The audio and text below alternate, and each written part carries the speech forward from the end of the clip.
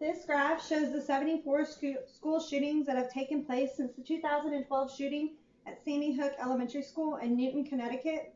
That is approximately 1.37 school shootings within each school week, according to the data maintained by Everytown for Gun Safety, a group fighting to end gun violence. Each of you has a loved one within the school systems. Together, we can find a solution to ending gun violence in our schools. The significant problem with the increase of campus shootings caused by people bringing guns to school may be solved by allowing teachers in K-12 and college students to bring guns to campus if they have a concealed handgun license or CHL. Let's discuss what the problem is. As you can see from this graph, the number of school shootings has just seemed to increase and doesn't seem to be slowing down anytime. According to Rosalind Duplachain and Robert Morris for the University of West Georgia, from 1960 to 1990, there were 53 documented school shootings within a 30-year span. From 1990 to 2014, that number has almost quadrupled. Within a 24-year period, there have been 190 documented cases of school shootings. It is interesting that colleges and grade schools are the most gun-free zones in America, and yet they are the most common targets for mass shootings. This problem affects so many more people than the students, teachers, faculty, and parents. When a mass shooting in schools takes place, it sends the whole nation into a panic. Between 1997 and 2012, 10 boys have killed 73 students, parents, and teachers, and have wounded 99 more. The most well-publicized school shooting, according to an article in the Society written by Bradley Thompson, was Eric Harris and Dylan Claiborne massacred 13 students and teachers at Columbine High School and then killed themselves. On April 16, 2007, a college student shot and killed 32 people at Virginia Polytech Institute and State University. Of the 20 shootings that took place in 2014, 8 students lost their lives, according to the nonprofit Bradley Center to Prevent Gun Violence. Now that the problem has been discussed, let's talk about the cause of the problem. Like I stated earlier, gun-free zones are easy targets for those who are looking to partake in a mass shooting. The Johnson Family Ministry in Writing wrote this on a blog.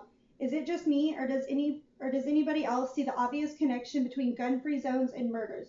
Harrison Claiborne at Columbine High School, John Lee Malloy in Baltimore, Charles McCoy in Columbus, Ohio, United 93, Washington, D.C., the city with the highest murder rate in the country and the strictest gun control laws. Gun-free zones are the safest places to kill people, and that's why most of the mass murders within our nation take place at these locations.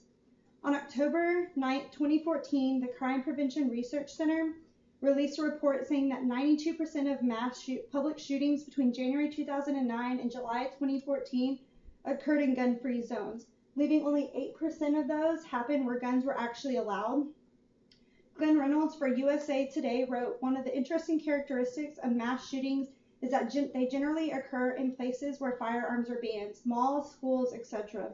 Glenn Reynolds also wrote, in a way this is no surprise. If there's someone present with a gun when a mass shooting occurs, the shooter is likely to be shot themselves.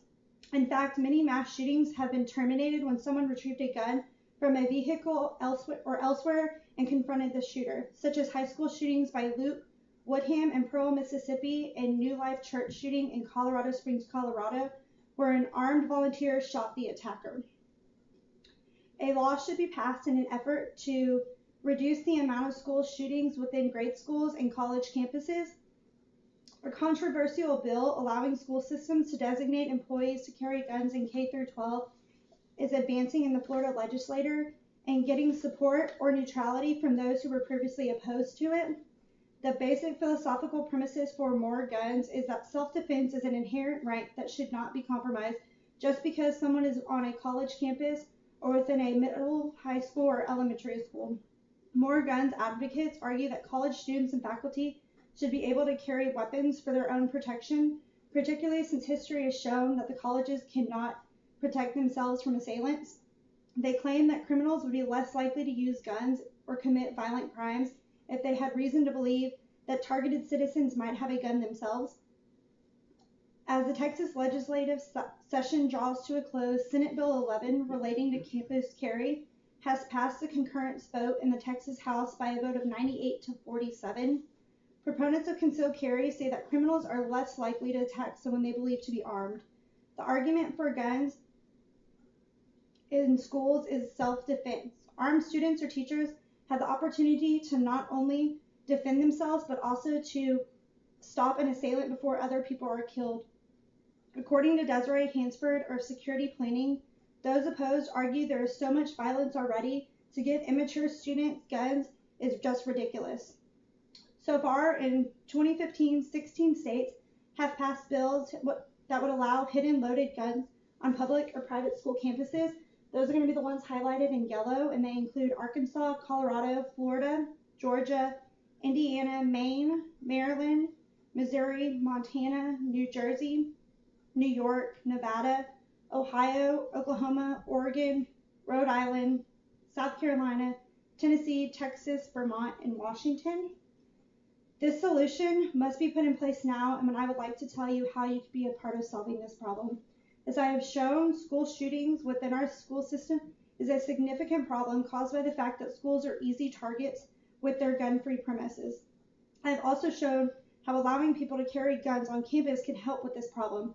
Now let me tell you how you can be a part of this solution. Keep your kids informed on gun safety. Take action in making sure schools in your area allow those with a CHL to carry on campus. Don't let them take away your Second Amendment right. If it came down to it, and one of your loved ones were being held hostage from a school shooting, wouldn't you want someone there to have a gun that was on their side?